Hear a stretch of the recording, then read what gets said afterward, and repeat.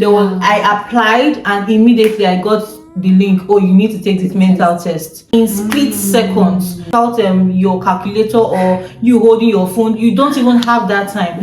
So imagine you're not prepared or you've not been studying. You need to prepare yourself while you are applying, because you can be called upon anytime.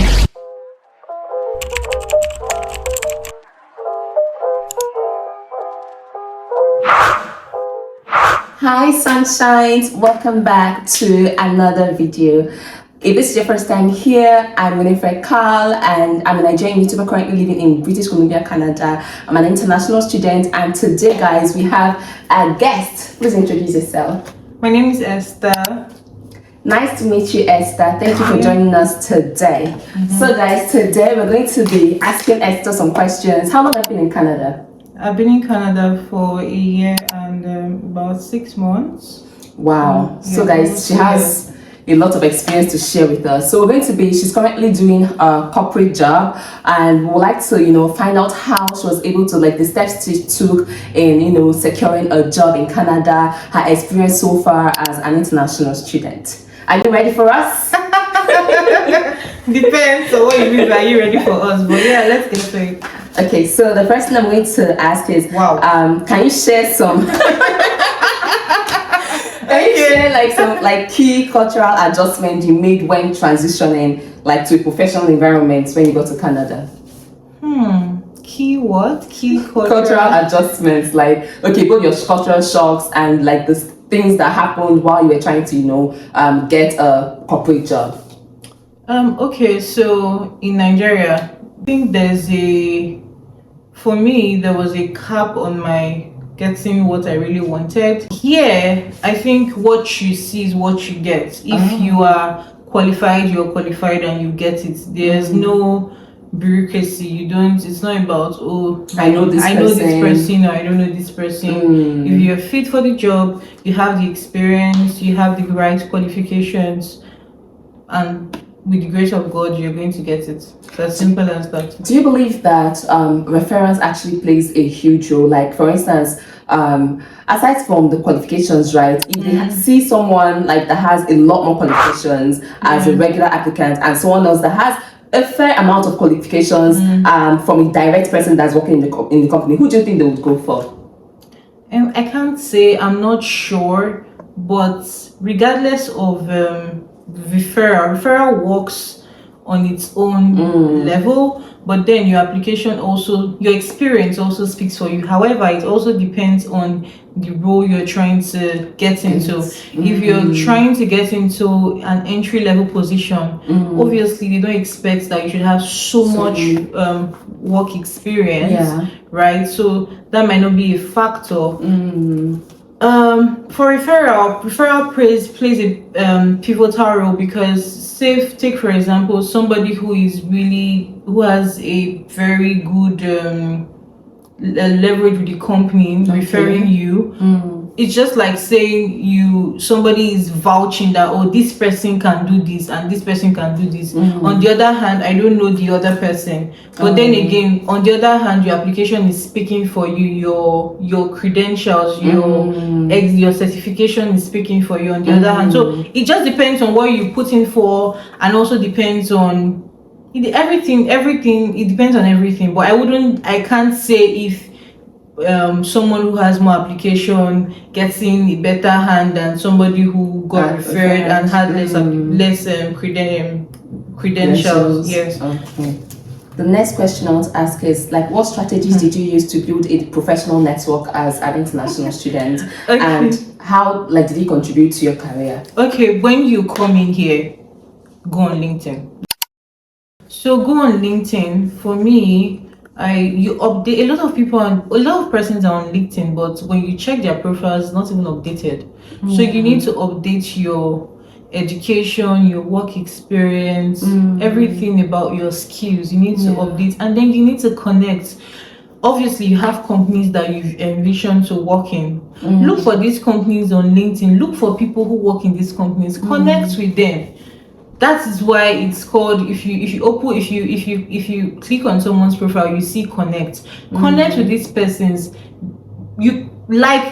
engage when they share stuff, when they post stuff.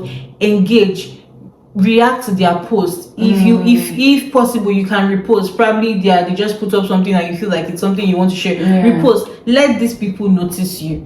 So you have to sell yourself with the right skills and the right connection. You definitely get what you're looking for. So LinkedIn is a very good place to start. Amazing, guys. Lots of insights. I hope you guys are taking notes. So the next one I would like to ask is, how do you balance the demands of a full-time corporate job with like your life in Canada? Oh well, do I have a life in Canada? That would be the first question. Do I have a life in Canada? But yes, I get your question. Yeah. How do I balance it now? I work. Most people work. You just work, right? You go to work, you come back. On the days you're not working, weekends, you chill at home. You don't go anywhere. You chill at home. If you need to do your grocery shopping, you do your grocery shopping. You rest, you do your laundry, you go to church on Sunday, and then you go back to work. So it's just or if you have hangouts, but there's really nothing serious. It's just work. If you're not working, then you're just trying to rest, and that's it. We always look forward to the weekend. So. Yes. I wanted to ask, like, do grades play a huge role when like trying to get these big, positions and working with like big firms? Yes, grades. Some persons will tell you they don't think that these guys are crazy about grades, but trust me, they are. They look at your grades. As a matter of fact, when you tender your applications, a lot of these big companies will ask for your transcripts. So when you submit your resume and your cover letter, you also submit your transcript. And what are they looking for in this transcript? Regardless of your CGPA or your GPA, they're looking at the grades you obtained in your core courses. So we have your normal courses, and then we have the core courses. For example, my background is accounting, so my core courses would be accounting, auditing, tax, corporate finance. These are my core courses. Normal courses could be economics, analytics, business analytics, data analytics, and the rest, right? So they are looking out for your grades. Did this person have an A plus? Did this person have an A? Did this person have an A minus? Did this person have a B plus? So you really want to be better safe than sorry. That's the summary of the whole thing. So you have to try to do your best by getting good grades. What are some of the examples of the challenges you faced as an international student so far? Okay, for me, one big challenge I faced is juggling studies, work, and my personal life. It's a hassle. It can be very crazy. The academic demand here abroad is beyond the roof. A lot of people don't know. They just feel like when you come abroad, it's easy. I get that idea, but I think it's straightforward. You give, it's garbage in, garbage out. What you give in is what you get, right? However, you need to put in the work. So you have theses, you have research projects, you have presentations, you have assignments, you have quizzes, then you have examinations, you have midterms, you have final exams. While doing this, you also have to think about work. You have to, so balancing everything it's crazy. For me, I was doing alongside my program. It's also part of my CPA designation. How did you leverage your international background, your experience in Nigeria, as a strength in your job search and career progression here? Okay, so like I said, I updated my LinkedIn. Okay. And another thing again, the Bible says, "Seest thou a man diligent in his works, you stand before kings and not mere men." So if you're in any field that you find yourself, I always encourage people to go the highest as possible. So for instance, for the engineering, you have Korean accounting, you have in Nigeria, you have ICANN, you have ACC. Do your best. let it be that you have it and you don't need it than you don't have it and you need it. That's the slogan. So do your best to do everything you can to get all the certifications, at least major certifications in your field.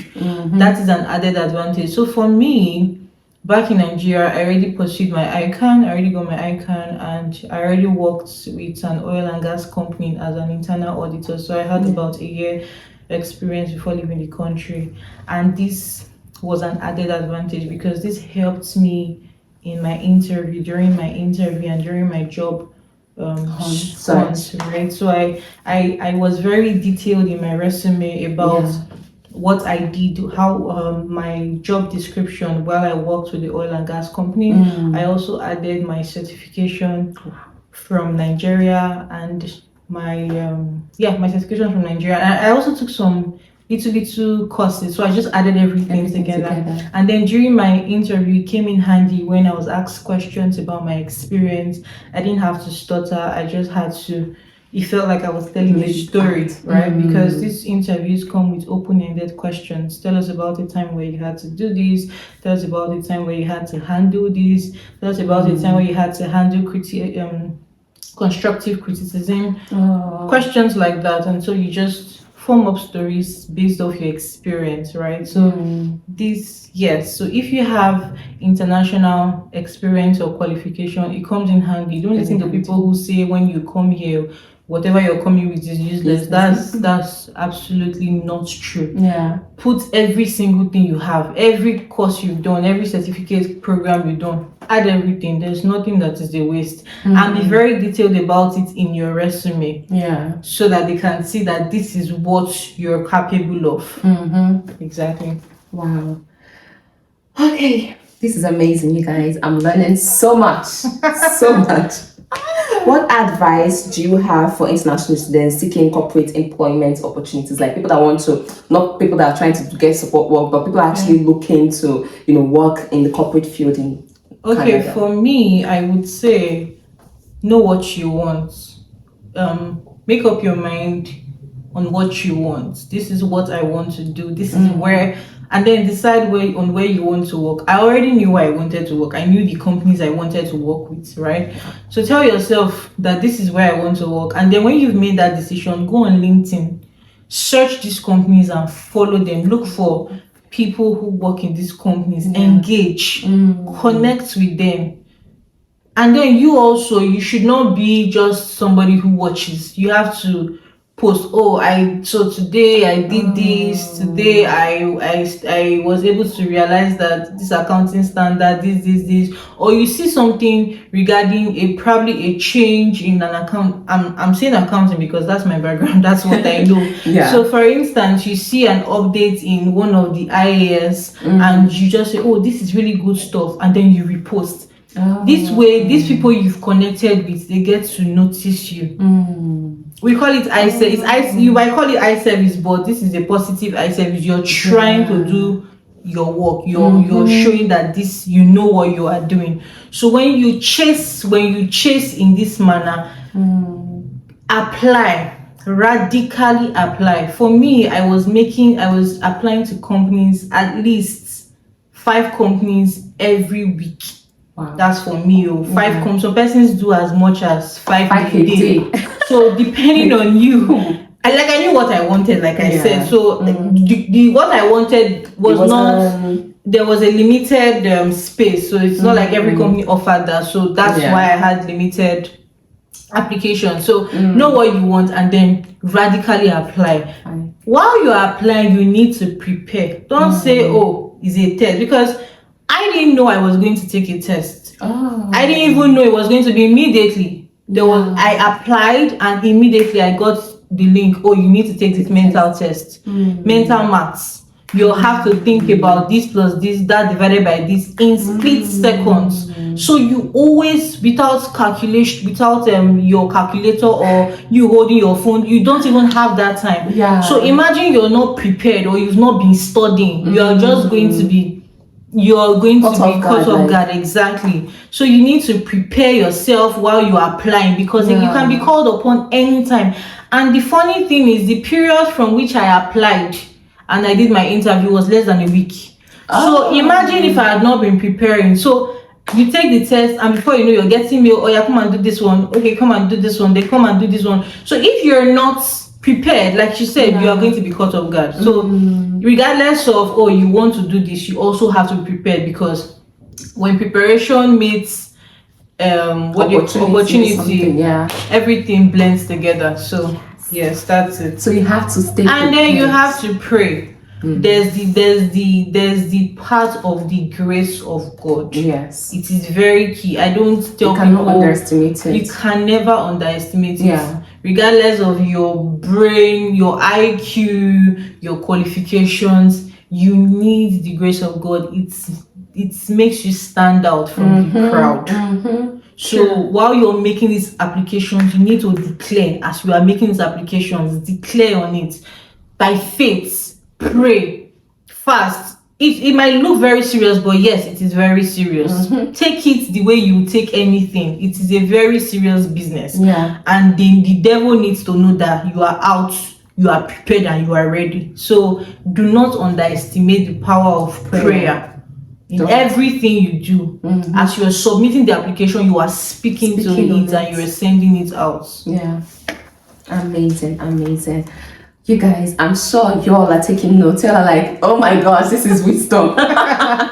Okay, the final question I have is like, what resources or support systems did you like find most valuable in your journey from being an international student to like the career and everything? I'm grateful for my career coach. My career coach was one. He was amazing, or he is amazing. My career coach. So they help you. My school assigns you a career coach that helps you with they don't help you, they guide you, they don't tell you what to do, they teach you, so you're able to know what to do. Because when people tell you what to do, if you keep told what to do, a time will come where you need to show that you actually know what you're doing, and unfortunately you might not be able to deliver. But when you are taught and then you have to apply it yourself, it's easy for you to go ahead and apply it anywhere you find yourself. So my career coach would always guide me and say, oh, I think you should prepare this resume like this is a template, you need to do it like this, your cover letter and everything. And so I work on it, and then I send it back. He reviews it, makes some corrections, sends it back to me, and I worked on my resume at least 3 times. Wow. At least 3 times. I worked on my cover letter, I think twice. So he was